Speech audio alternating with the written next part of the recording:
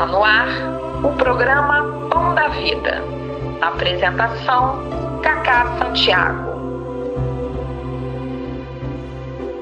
Amigo ouvinte, começa agora mais um programa Pão da Vida. Aqui vamos juntos lembrar os ensinamentos do nosso Mestre Jesus, através da leitura e comentário do livro Brilhe a Vossa Luz, escrito por André Luiz Lopes Santana. O tema de hoje é o valor do sacrifício.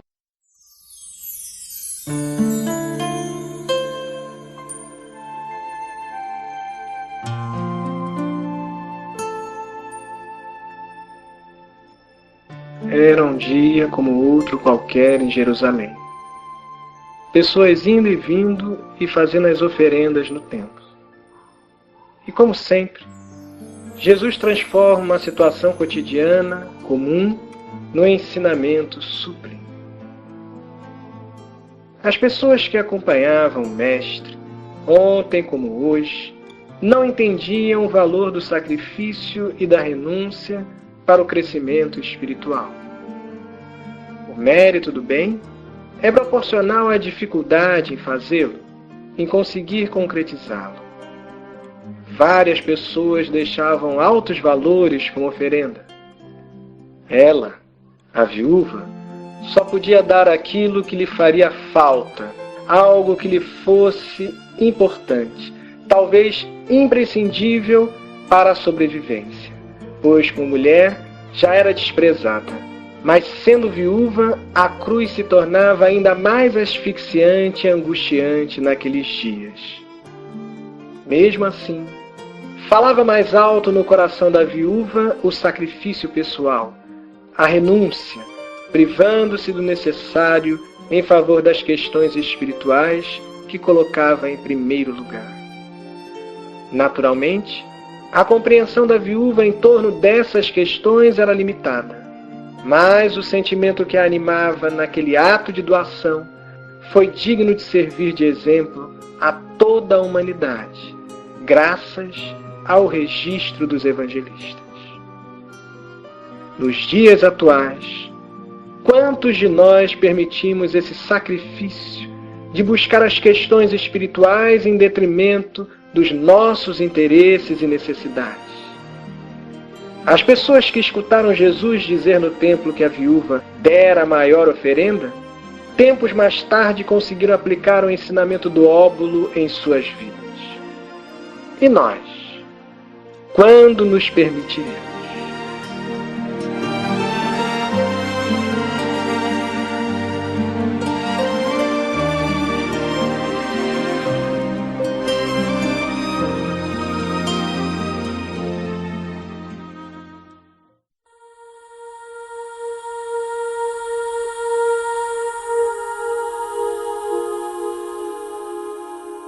Para conversar conosco sobre esta passagem do Evangelho, está aqui Moisés Lima, integrante do Centro Espírita Lar da Prece Bezerra de Menezes. Seja bem-vindo, Moisés. O óbolo da viúva é uma das passagens que muito nos emociona sobre a virtude da caridade, né, Moisés? Como vai, Cacá? Olá a todos os ouvintes da Rádio Fraternidade. É verdade. Naquele dia, as pessoas realizavam as oferendas tradicionais no templo. Os olhos se voltavam a elas cada vez que colocavam as doações. Muitas chamavam a atenção pelas altas quantias, porém, o mestre chama a atenção para uma viúva que coloca uma simples moeda.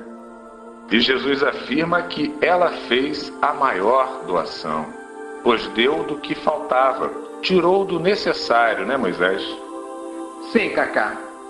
Todo ato de doação é uma ação que ajuda a quem recebe, mas nem sempre corresponde ao sentimento de caridade. A passagem do óbolo da viúva nos ensina sobre a diferença entre a quantidade e a qualidade quando ajudamos. Muitas pessoas ali em Jerusalém doavam muito, mas às vezes retiravam do supérfluo, daquilo que não fazia falta ao sustento próprio. Algumas outras realizavam as doações para se mostrarem caridosas, exibindo as altas quantias. A viúva, ao contrário, doou o que podia, pouco no valor financeiro, mas muito no sentimento. Como a lição do livro Brilhe a Vossa Luz nos esclarece, ela era mulher, portanto, já passava dificuldades, Sendo viúva, a situação era muito mais complexa, pois tinha que lutar sozinha pela sobrevivência. Ofertar algo em prol do semelhante demandava sentimento de ajuda ao próximo. Moisés precisava sair do mundo próprio, das dificuldades, dos interesses pessoais e olhar para o outro, enxergando que o próximo também tinha dificuldades e que aquele pouco, muito poderia auxiliar. Foi o que a viúva fez, se sacrificou para ajudar.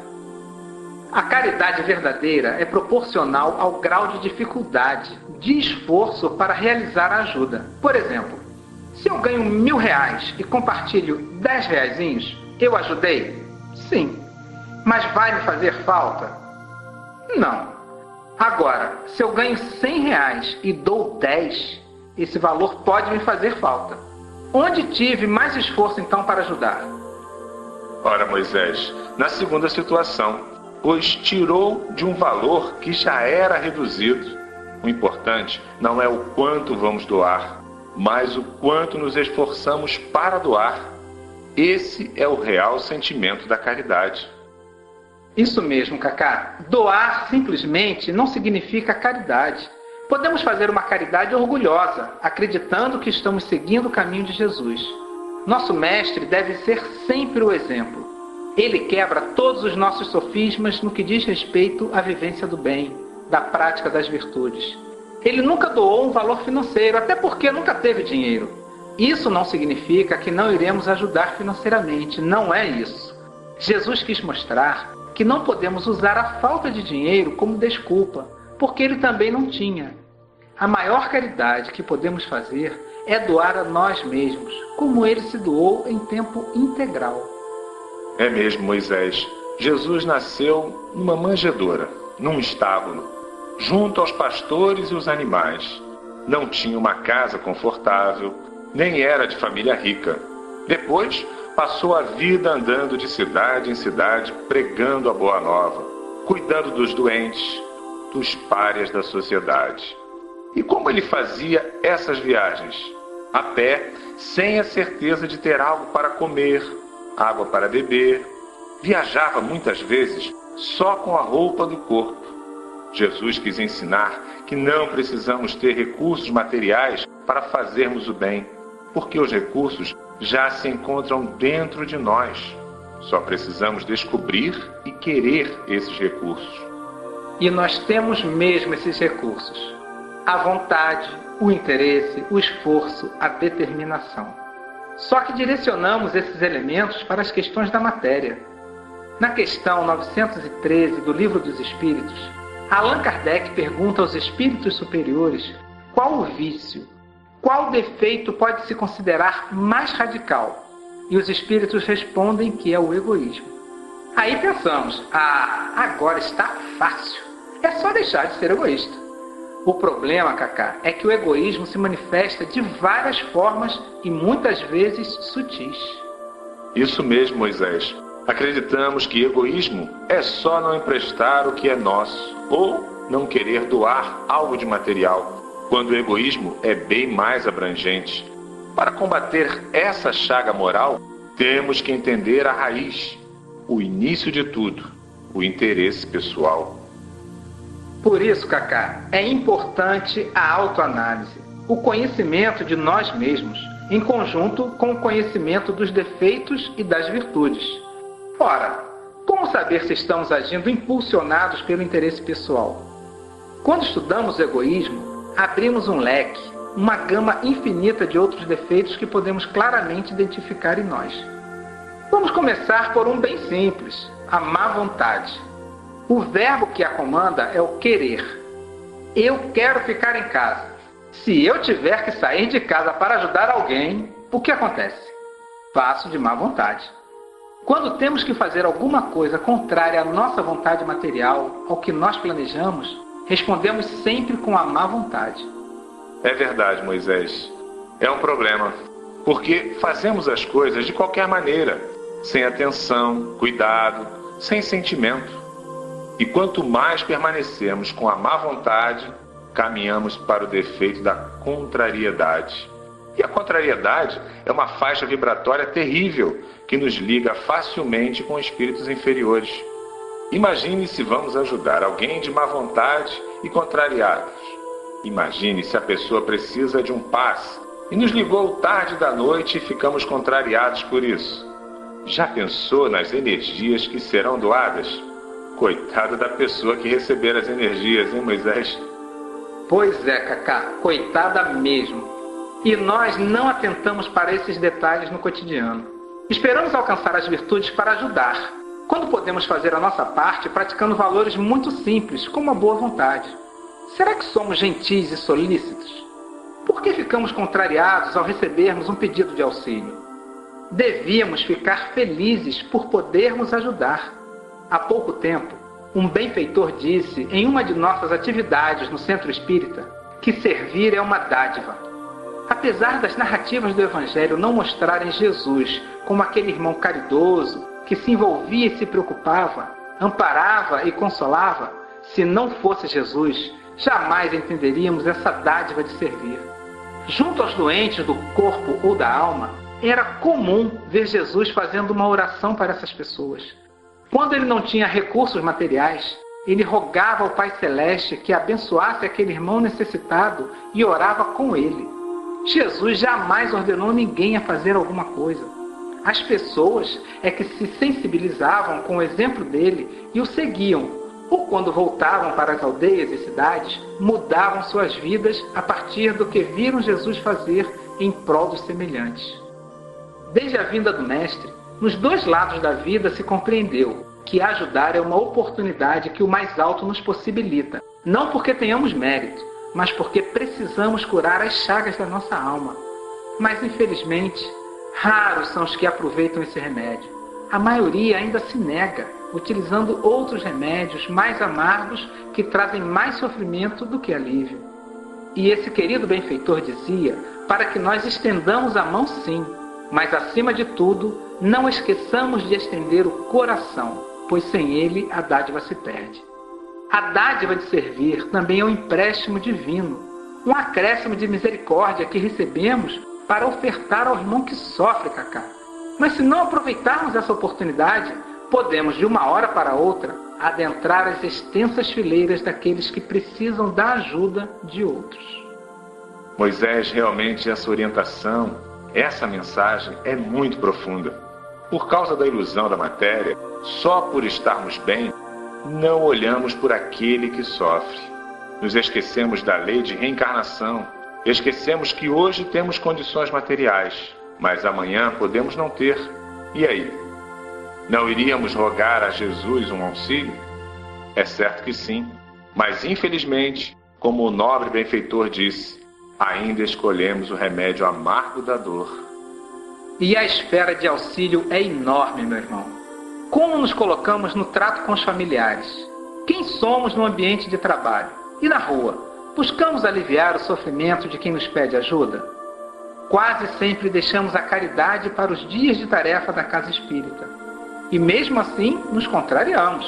Por causa do orgulho e do interesse pessoal, ainda escolhemos tarefas.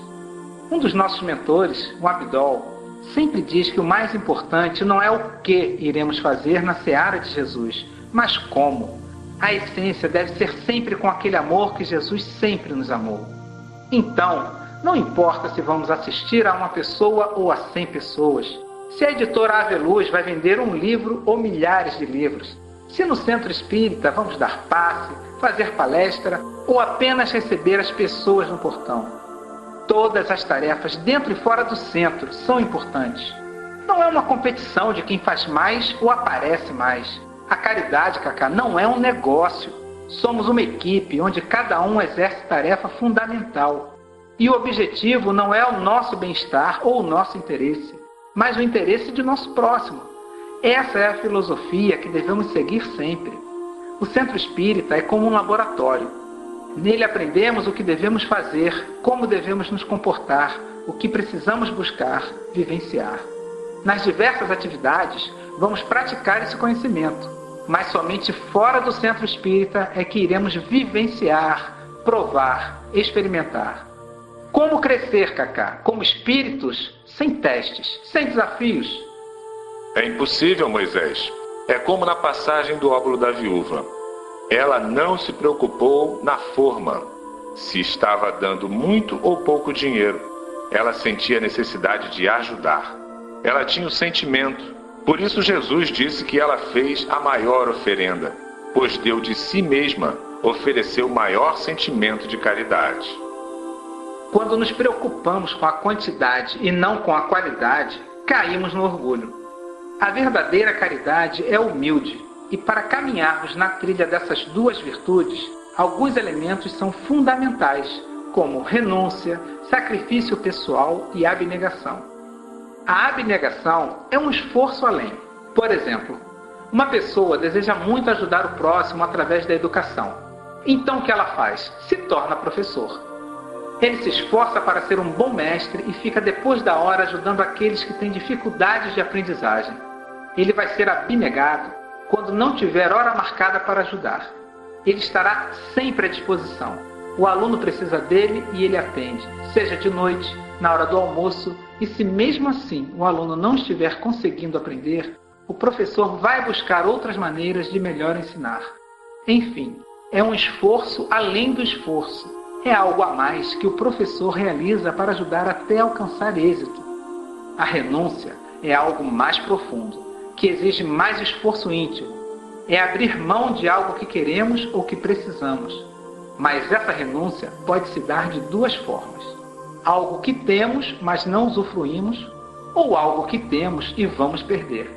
Para compreendermos melhor a renúncia, a história da humanidade conta com várias personagens, mas eu me lembro aqui de 4.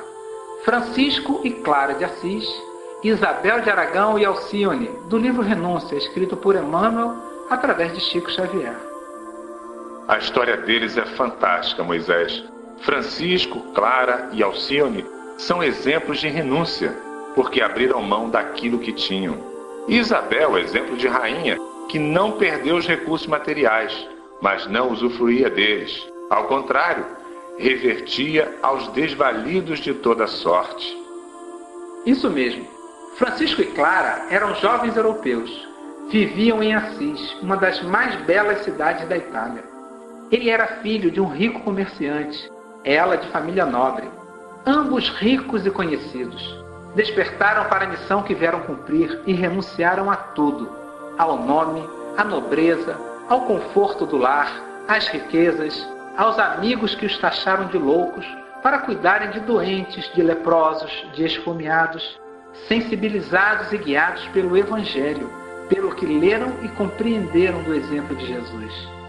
Francisco era um jovem de 20 e poucos anos, quando fundou a Ordem dos Irmãos Menores, e Clara, uma adolescente, quando entrou para o convento, inspirada pelo exemplo do amigo querido Francisco. E desde aquele dia, Cacá, nunca mais eles tiveram de novo a riqueza. Adquiriram, sim, uma outra nobreza, a do espírito. Alcione, que conviveu aqui na Terra com Emmanuel, quando ele se chamava Padre Damiano, teve uma vida de renúncia. Sendo espírito iluminado, não vivia mais nos planos do planeta Terra. Vivia na estrela Sírius, junto a outros espíritos elevados, mas movida pelo amor, se sensibiliza com a condição espiritual de uma alma querida de nome Carlos. Ele tinha que cumprir um karma, vindo como um padre para viver em castidade, e pediu a Alcione que viesse para ajudá-lo a não sucumbir. Ele dizia que só conseguiria vencer se ela estivesse ao lado dele, pois bastaria olhar para ela que se lembraria do amor puro e fraternal que sentiam um pelo outro, e conseguiria forças para resistir e continuar a caminhada. Mas, infelizmente, depois que reencarnaram, a vida deles não foi como previam. Eu já li esse livro, Moisés, e é ótimo. Um ensinamento a cada página. Carlos, ainda movido pela paixão, não consegue cumprir o planejamento, e Alcione passa por dificuldades em todos os segmentos, familiares, financeiros, sociais. Ela estava ao lado dele, mas tinha que renunciar a estar com ele. Ela, que estava num plano espiritual superior, decidiu voltar à Terra sem necessidade, com riscos de sucumbir e não voltar. Mas ela não se importou com isso. O amor ao próximo falou mais alto. E o que dizer então de Isabel de Aragão, Cacá? Considerada rainha santa, hoje atende pelo nome de Veneranda, dirigente da colônia Nosso Lar. Ela, que tinha dinheiro e poder, nunca usufruiu desses elementos de forma malsã. Ao contrário, aproveitava o poder que tinha para melhorar a vida do povo. Construía locais de ajuda, leprosários, custeava os estudos dos seus serviçais que tratava como amigos e não servos. Ela mesma saía pessoalmente para doar alimentos e remédios aos mais pobres do reino. Ou seja, ela também é um exemplo de renúncia, pois tinha riqueza, mas nunca aproveitava para si própria. Serve para nós de exemplo no cotidiano, Moisés. Podemos exercer a renúncia de tantas maneiras. Tendo um carro, mas deixando à disposição de quem precisa usá-lo, nossas roupas, nossos recursos materiais, objetos de estudos, como livros. E o tempo? O quanto podemos renunciar ao nosso tempo em favor do próximo. O tempo é ainda mais interessante para nos ajudar na questão da humildade, pois ninguém vê. Algo material é visível que estamos doando. Mas e o tempo? Aquele dia que conseguimos para descansar, podemos usar em prol de alguém ou de alguma tarefa na seara do Mestre. É muito difícil vivenciar a renúncia, pois vai totalmente contra o interesse pessoal. E é por isso que devemos abraçá-la como ideal de vida. É uma escolha que devemos fazer. Ajudar e perdermos o que queríamos ou satisfazer nosso interesse e ignorar o auxílio. É a prova do nosso egoísmo, a qual devemos sair vitoriosos. E a humildade ainda tem um sacrifício pessoal. Essa ainda mais difícil. A meu ver, Francisco e Clara são brilhantes em matéria de sacrifício pessoal. Contam os historiadores e biógrafos que Francisco trabalhava para conseguir ajuda, alimentos e, quando não conseguia, pedia esmolas. E ia de casa em casa pedindo comida para os irmãos leprosos que ele cuidava. As pessoas doavam os restos de comida da família, aquilo que sobrou e ninguém quis comer. Francisco agradecia, feliz mesmo, por ter conseguido comida e voltava para entregar aos amigos. Os leprosos comiam esfomeados, e aquilo que eles, os leprosos, também recusavam era o que Francisco comia. Ou seja, ele comia o resto do resto. Ele sentia fome, ele tinha necessidade fisiológica igual a todo mundo, mas colocava os irmãos fraternos em primeiro lugar. Se sacrificava para que todos se alimentassem. Clara se portava da mesma forma junto às irmãs no convento. Ela era a primeira a servir em todas as tarefas. No processo de canonização, está escrito que era Clara quem fazia as tarefas mais detestadas no convento, como, por exemplo, limpar as latrinas. E eles faziam esse sacrifício como, Cacá? De boa vontade, Moisés, conforme falamos no início do nosso estudo de hoje. Sim, isso mesmo. Estavam felizes por poderem servir. Lembra da dádiva que o nosso benfeitor ensinou anteriormente? Então, estavam gratos por poderem servir como Jesus serviu, se fazendo o menor de todos, aquele que serve a todos. Moisés, e ser o menor deve ser o lema de cada um de nós. Só nos colocando desta forma, conseguiremos de fato auxiliar, como orienta o sentimento de caridade. Quando enveredamos pela humildade, não julgamos, não buscamos reconhecimento, não desejamos ser vistos, não objetivamos quantidade. Em nossa casa, lá no Centro Espírita Lar da Prece Bezerra de Menezes, temos a filosofia de ajudarmos com as nossas próprias condições. O nosso ideal é cultivar o sentimento de fraternidade. Frei Crispiniano, nosso querido benfeitor, costuma dizer para não termos receio no que se refere aos recursos materiais, pois quase sempre não temos dinheiro. Passamos apertos mesmo financeiros para concretizarmos as tarefas que o alto nos confia. E Crispiniano fala que os recursos se encontram internamente, através de cada integrante nosso. Não devemos, em nossa casa, aceitar doações externas, pois temos a consciência de que nós somos os maiores beneficiários do Centro Espírita. Somos nós que nos reunimos com os benfeitores, Nós que estamos dia após dia estudando, aprendendo, sendo ajudados. Então, nada mais justo do que nós mesmos mantermos a instituição. Os nossos mentores nos orientam a seguirmos o óbolo da viúva. Ajudamos um pouco que seja, mas com muito esforço. Sabe, Moisés, o nosso problema é que achamos que o outro precisa da gente. Achamos que somos importantes ou melhores por podermos ajudar. Mas, na verdade, somos os mais necessitados, pois precisamos cultivar sentimentos bons, nobres. Nós somos os mais necessitados espiritualmente. Se o nosso irmão passa necessidade, é porque tem um motivo. É um karma ou pediu para ser assim, como uma prova. Mas Deus nunca desampara. Ele será ajudado de qualquer forma. Se não ajudamos, chega alguém e auxilia. Então, não foi a pessoa que deixou de receber uma ajuda nossa, mas nós que deixamos escapar a chance, a oportunidade de construirmos em nosso coração um bom sentimento. Seja de solidariedade, de compaixão, de fraternidade, de amizade, de caridade mesmo. A Ângela Lúcia, que nós carinhosamente chamamos de Anjo Luz, uma de nossas benfeitoras espirituais responsáveis pelo departamento social, diz que as oportunidades de auxílio são como oportunidades de iluminação espiritual que ela bendiz diariamente, agradecendo a Jesus por poder trabalhar no bem. E veja, ela já é elevada e agarra fervorosamente qualquer chance de ser útil. Se ela age desta forma, quanto mais nós, não é mesmo, Cacá? Sim, é verdade, Moisés. E falamos de Isabel, Francisco e Clara. Mas temos um exemplo bem pertinho de nós. O nosso médico dos pobres, o Doce Bezerra de Menezes. Ainda mais agora que saiu o filme documentário sobre ele. Devemos refletir sobre a vida deste homem, incansável na caridade, hein, Moisés? Incansável mesmo, Cacá. Depois que Bezerra abraçou a causa espírita cristã, ele não parou mais. E veja, muitas vezes ele também não tinha dinheiro, pois tudo dava aos doentes que lhe pediam socorro. Para Bezerra, não existia tempo ruim, horário, se estava cansado.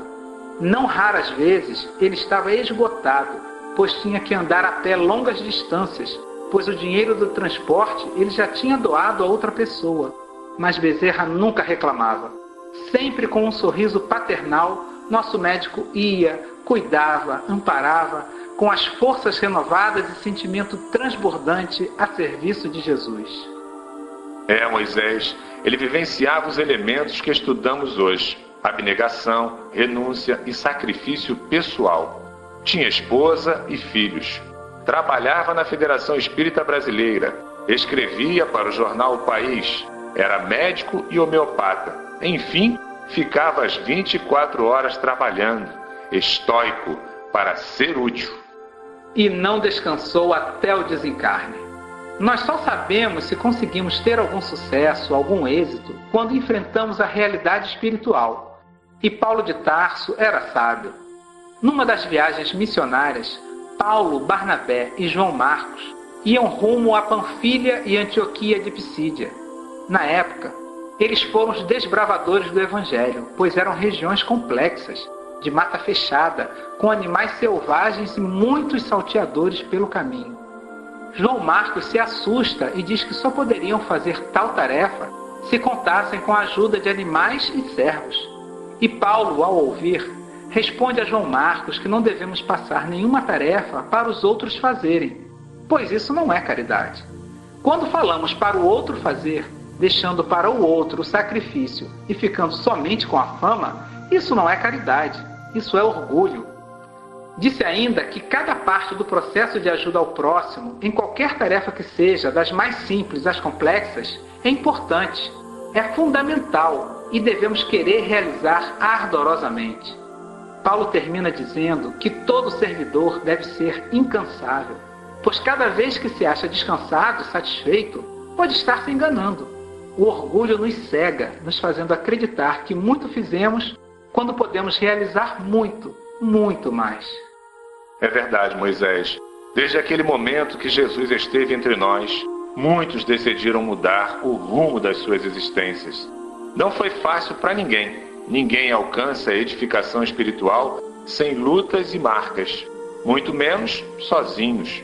Apesar da sociedade nos educar como rivais, em que um luta contra o outro, um passa por cima do outro, devemos nós ter a consciência de que somos irmãos, filhos de um mesmo Pai.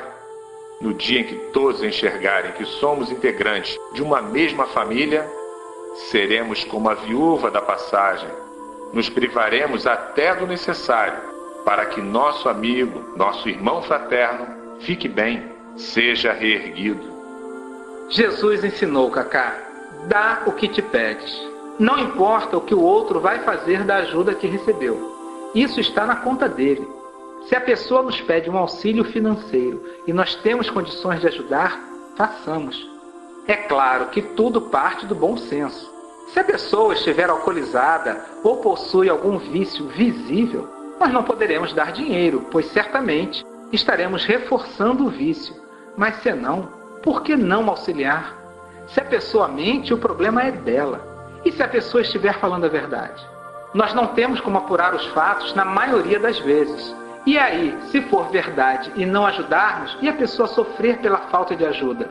Isso fica na nossa conta, pois ela cruzou o nosso caminho, nós tínhamos condições de auxiliar e não fizemos. Cada um tem uma missão na Terra, Moisés. Claro que não somos espíritos missionários com tarefas de escala global, pois não temos elevação para isso. Mas temos missões pessoais que se relacionam, logicamente, com o bem que podemos oferecer ao nosso próximo.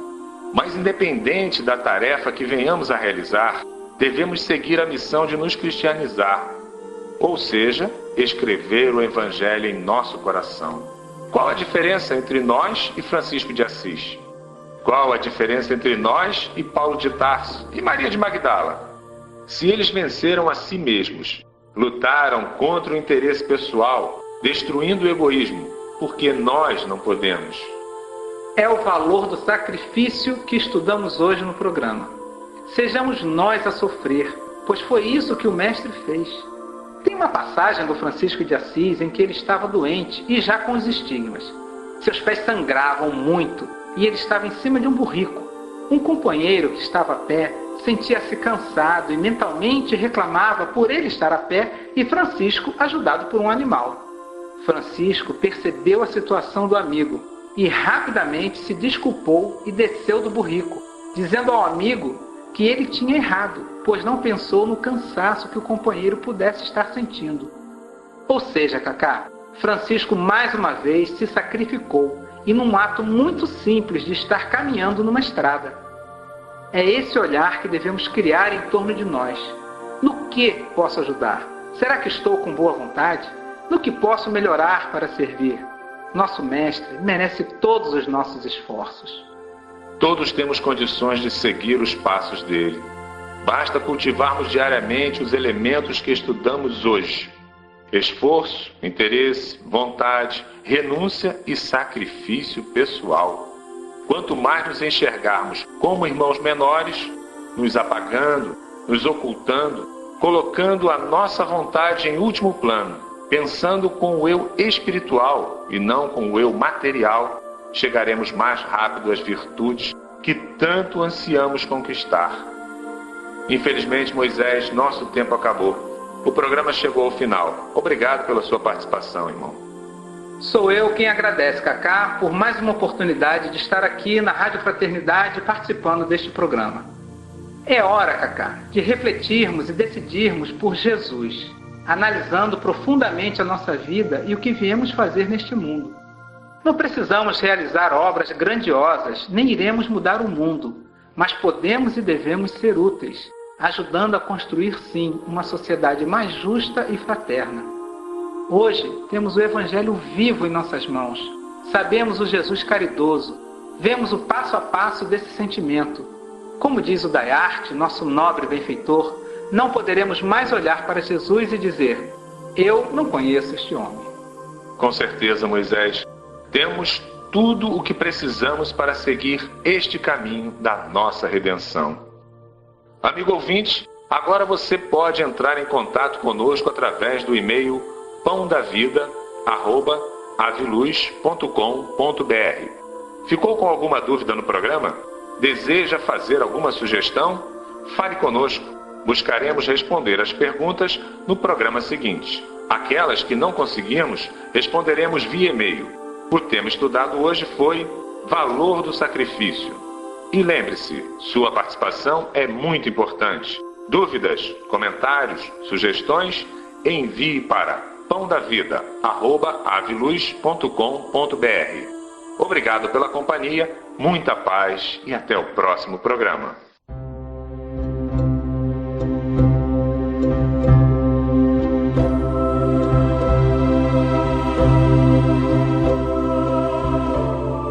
Programa Pão da Vida.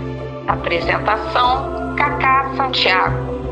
Produção: Editora Aveluz. Trilha sonora composta, orquestrada, executada e gentilmente cedida por Marcos Viana. Gravadora e distribuidora Sonhos e Sons. Acesse www.aveluz.com.br. Editora Aveluz. O Evangelho também na internet.